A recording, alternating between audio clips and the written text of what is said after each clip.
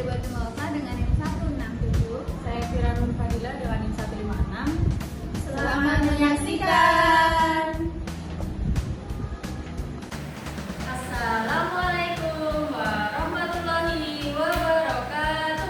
Waalaikumsalam warahmatullahi wabarakatuh. Selamat pagi anak-anak. Pagi Bu. Bagaimana kabarnya hari ini? Alhamdulillah luar biasa. Allahu Akbar. Sebelum dimulai pembelajarannya, mari kita awali dengan baca doa bersama-sama. Doa dimulai. Berdoa selesai. Hari ini adakah teman kalian yang tidak masuk? Masuk Semua. Alhamdulillah. Semoga kalian semua dalam keadaan yang sehat dan juga semangat untuk mengikuti pembelajaran pada pagi hari ini ya. Ya Bu. Anak-anak kita hari ini akan belajar tentang apa? Kami dari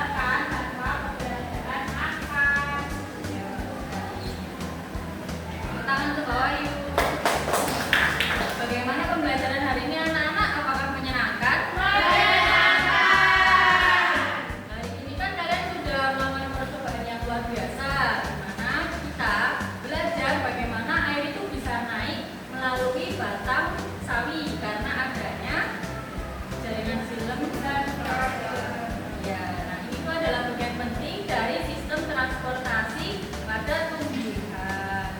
Nah, ini semuanya sudah paham ya terkait percobaan yang kita lakukan tadi? Selanjutnya